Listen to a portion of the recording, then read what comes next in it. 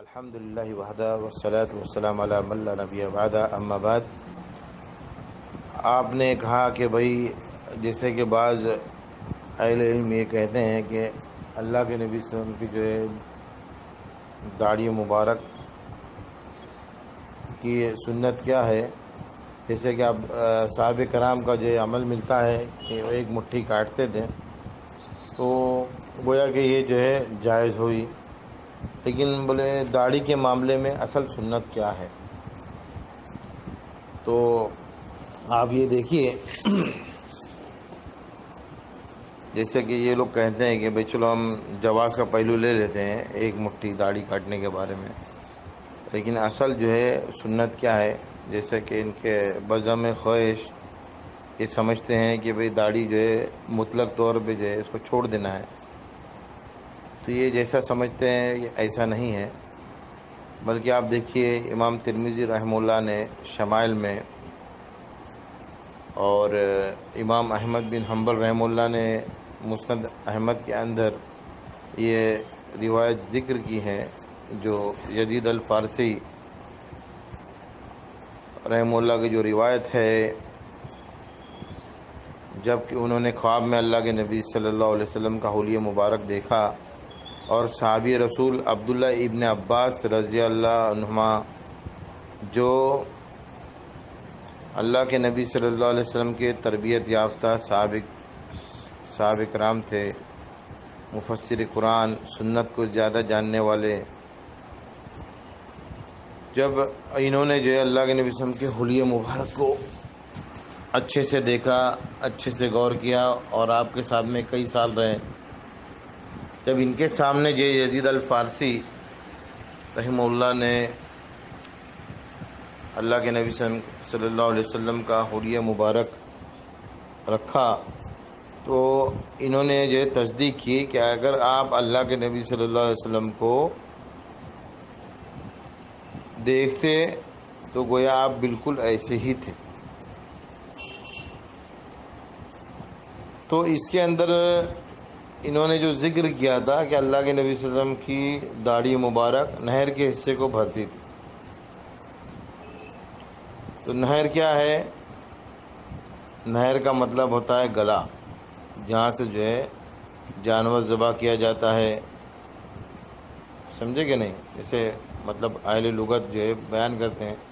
جانور جو ہے جہاں سے ذبح کیا جاتا ہے، اونٹ کو جہاں سے نہر کیا جاتا ہے، تو یہ نہر ہے۔ اور لغات کی جو کتاب ہے، ڈکشنری ہے، معاجم ہے، اس کے اندر لکھا ہوا ہے کہ اعلیٰ صدر یعنی سینے سے اوپر کا حصہ،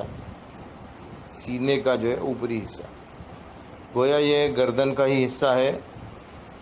اور اس کو ثابت کرنے کے لیے علامہ البانی رحمہ اللہ نے مسند احمد سے بعض جگہ کی صحیح احادیث کو بھی نقل کیا ہے، جیسے آپ وضو کر کے جو ہے اب تشریف لائے، اور وضو کا پانی آپ کی داڑھی مبارک سے کہ وضو کے پانی کے قطرے آپ کے داڑھی مبارک سے گر کر آپ کے سینے مبارک پر آ رہے، تو یہاں بھی علامہ البانی رحمہ اللہ وغیرہ نے جو ہے نہر کا مطلب ثابت کیا ہے کہ بھی آپ کی داڑھی جو ہے اتنی جو ہے بڑی نہیں تھی، آپ کی داڑھی جو ہے گردن کے حصے کو بھرتی تھی، گویا کہ آپ کی داڑھی بھی ایک مٹھی ہی تھی۔ تو یہ ساری جو ہے تفصیل، یہ تفاصیل، یہ پیش کرنے کا مطلب یہ ہوتا ہے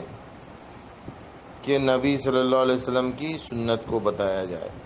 یعنی آپ کی جو ہے سنت کیا تھی۔ اور جو لوگ سنت کہہ رہے ہیں ان کو یہ سمجھنا چاہیے کہ سنت یہ ہوتی ہے کہ آپ کا قول اور آپ کا فعل، آپ کا جو عمل اور آپ کی جو تقریر، اجازت، یہ جو ہے تینوں چیزیں سنت کے زمرے میں آتی ہیں۔ تو اللہ کے نبی صلی اللہ علیہ وسلم کا جو فعل تھا، آپ کا جو فعل مبارک تھا، وہ یہی تھا کہ آپ کی داڑھی اتنی بڑی نہیں تھی، تو یہی جو ہے سنت بتانا چاہ رہے ہیں۔ اور آپ نے جو حکم دیا اعفوا اللحیٰ وفروا اللحیٰ، وَأَرْخُ اللِّحَا وَأَرْجُ اللِّحَا، تو یہ جو ہے سارا جو ہے فعل امر کے اوپر دلالت کرتا ہے. اسی لیے جو ہے تمام محدثین جو ہے اس امر کے صیغے سے داڑھی کو جو ہے واجب کرا دیتے ہیں. اور سنت وہی ہے جس کو جو ہے صحابہ کرام نے سمجھا ہے.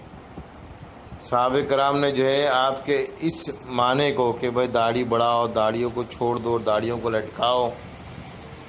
سمجھے، اس معنی کو جو ہے اس کے جو راوی ہے عبداللہ ابن عمر رضی اللہ عنہما، ابو ہریرہ رضی اللہ عنہما، عبداللہ ابن عباس رضی اللہ عنہما، سمجھے، یہ تمام صحابہ کرام جو ہے یہ اپنی داڑھیوں میں سے ایک مٹھی لے کر جو ہے اس کو کاٹ لیا کرتے. تو جو اصول آتا ہے کہ راوی اپنی روایت کو دوسروں کی بنسبت سب سے زیادہ جاننے والا ہوتا ہے. تو اللہ کے نبی کریم صلی اللہ علیہ وسلم کی سنت کو صحابہ کرام سے بہتر اور کون سمجھ سکتا ہے میرے بھائی؟ صحابہ کرام نے جب اللہ کے نبی صلی اللہ علیہ وسلم کے اس قول کا یہ مطلب لیا، اور آپ کی جو ہے شباہت، اللہ کے نبی صلی اللہ علیہ وسلم کی جو شباہت یہی تھی کہ آپ کی داڑھی جو ہے ایک مٹھی سے زیادہ نہیں تھی، آپ کی داڑھی مبارک جو ہے گلے کے حصے کو بھرتی تھی، آپ کی داڑھی مبارک جو ہے سینے سے اوپر رہا کرتی، اور آپ جو ہے گھنی داڑھی والے تھے. گھنی کے بھی جو ہے وضاحت میں محدثین نے، شارحین نے یہ کہا کہ غیر طویلہ، یعنی وہ گھنی کا مطلب ہوتا ہے کہ وہ لمبی نہیں تھی. تو یہ تمام باتیں جو ہے سنت کو ثابت کرتی ہے، اور اسی کو جو ہے سنت کہا جاتا ہے. اور سنت وہی ہے جو جن کو جو ہے ہمارے اسلاف نے سمجھا ہے. یہ شروع سے لے کر بعد میں تابعین کا بھی عمل اور تبع تابعین کا، ائمہ مجتہدین کا بھی عمل جو ہے اسی کے اوپر تھا. جیسا کہ جو ہے علامہ البانی رحمہ اللہ نے اپنی مختلف جو ہے کتب کے اندر اس کو ذکر کیا ہے. تو یہ تمام چیزوں کو جو ہے ذکر کرتے ہیں اسی وجہ سے کہ سنت علامہ البانی نے یہ تمام باتوں کو لا کے صحابہ، تابعین، تبع تابعین اور عمل جو ذکر کرنے کے بعد یہی کہا کہ یہ وہ سنت ہے جن کے اوپر جو سلف جو مسلسل عمل کرتے آئے. تو بھیا یہی جو ہے سنت ہے. اس کو آپ جو ہے حدیث کی کتابوں کے اندر اور اس کے اندر دیکھ سکتے ہیں. تو یہ کس محدث نے کہا اور انہوں نے کہا انہوں نے کہا، تو یہ سب باتیں جو ہے خاموخواہ کی جو ہے مطلب کم علمی کی دلیل ہے. آپ اٹھائیے، علامہ طبری وغیرہ نے بھی کہا کہ بھئی یہ فلاں فلاں جو ہے صحابہ کرام کے عمل سے جو ہے انہوں نے سنت مراد لیا ہے ایک مٹھی داڑھی رکھنے کو.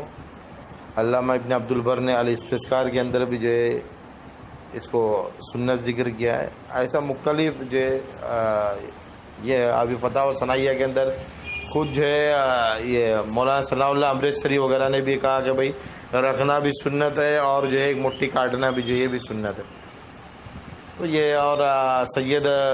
نذیر حسین دہلوی رحمہ اللہ نے فتاوی نظیریہ وغیرہ کے اندر بھی اس بات کو ذکر کیا کہ جو ہے ایک مٹھی داڑھی رکھنا یہ واجب ہے، واجب. علامہ البانی رحمہ اللہ بھی جو ہے وجوب کے قائل تھے، کیونکہ داڑھی رکھنا ہی واجب ہے تو گویا کہ ایک مٹھی کاٹنا بھی جو ہے واجب ہوا. تو یہ ہے، آپ سنت کی بات کرتے ہیں بلکہ عام جو ہے محدثین تو اس کے وجوب کے قائل ہے. آپ ان تمام دیکھیے. اسی طرح جو ہے بعض اہل الحدیث جو ہے عالم دین یہ کہتے ہیں کہ بھئی ٹھیک ہے یہ بھی جائز وہ بھی جائز، یعنی دونوں سنت ہے. خود حافظ انہوں نے حافظ زبیر علی زئی رحمہ اللہ وغیرہ نے بھی جو ہے اس کو سنت کہا کہ جائز ہے، یہ بھی سنت ہے، یہ بھی سنت ہے، ایسے الفاظ انہوں نے استعمال کیے وغیرہ وغیرہ. بہرحال ہم کو دیکھنا چاہیے اللہ کے نبی صلی اللہ علیہ وسلم اور آپ کے جو ہے تربیت یافتہ ساتھی صحابہ کرام کا کیا معمول تھا، کیا عمل تھا. اور یہ حدیث کو جو انہوں نے جب ہم کو حدیث دیے کہ داڑھی کو بڑھاؤ، داڑھی کو معاف کرو، ہم ان سے حدیث لیتے ہیں لیکن اس کی جو حدیث کی جو تشریح پیش کرتے ہیں اپنے عمل سے ہم اس کا جو ہے انکار کر دیتے ہیں۔ دیکھیے آپ یہی صحابہ کرام میں عبداللہ ابن عمر ہے، ابو ہریرہ ہے، عبداللہ ابن عباس ہے، یہی صحابہ کرام میں جو داڑھی معاف کرنے والے راویان ہیں، اور آپ جو ہے ان سے صرف حدیث کی روایت لے رہے ہو، لیکن وہ حدیث کو کیسے سمجھ رہے ہو نہیں لے رہے۔ تو یہ جو ہے ایک بہت بڑی گمراہی کی دلیل ہے کہ ہم جو ہے سلف و صالحین کی جو ہے فکر کو چھوڑ دیں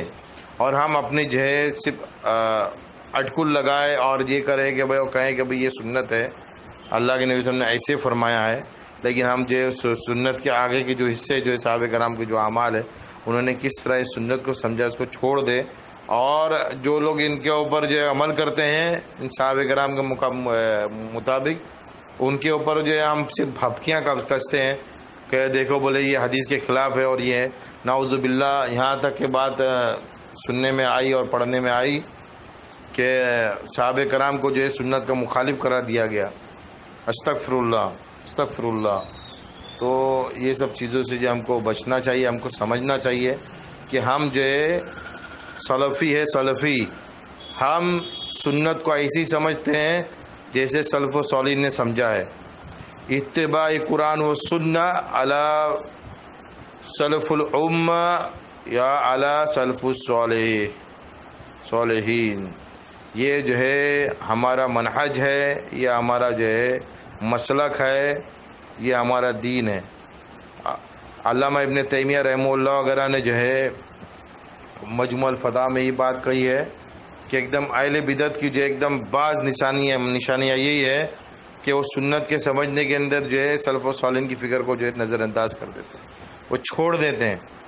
بھائی اس کا مطلب یہ نہیں کہ میں آپ کو اہل بدعت کرتا، آپ یہ سب اقوال ائمہ اور یہ سب کو دیکھیے کہ کس طرح سے یہ لوگ جو ہے سنت کو سمجھتے تھے۔ دیکھیے جہمیہ کا کیا معاملہ ہوا، قدریہ کا کیا معاملہ ہوا، اور اہل تشیع کا اور ان کا کیا معاملہ ہوا۔ کیا یہ لوگ جو ہے سلف و صالحین صحابہ کرام کی فکر کو لیتے تھے، ان کو سمجھتے تھے؟ ہم اہل السنہ والجماعہ کیوں کہلاتے ہیں؟ وہ یوم تبیض وجوہ و تسود الوجوہ، اس دن بعض چہرے روشن ہوں گے، بعض چہرے جو ہوں گے، اس سے مراد جو عبداللہ ابن عباس فرماتے اہل السنہ والجماعہ، اور دوسرا جو ہے جو جن کے چہرے کالے ان کو کہا اہل البدعۃ والفرقہ، کہ اہل بدعت اور فرقہ ہے۔ کیوں ایسا کہا؟ یہ کیا اہل سنت والجماعہ کیا ہے؟ تو ہم جو ہے سنت کو تھامنے والے ہیں، ہم صحابہ کرام سلف و صالحین کی جو ہے جماعت کو تھامنے والے ہیں۔ تو میرے بھائی دیکھیے تھوڑا سا مختصر بولتے بولتے تھوڑا سا طویل ہو گیا ہے، تو آپ سمجھیے، اللہ تعالیٰ توفیق دے، اللہ تعالیٰ ہم کو جو ہے سنت کو سلف و صالحین کی سمجھ کے مطابق جو ہے سمجھنے کی اور اس پر عمل کرنے کی توفیق عطا فرمائے۔ وہ آخر دعوانا الحمد للہ رب العالمین۔ آپ کا بھائی ابو عبداللہ سلفی، الحمد للہ وحدہ والصلاۃ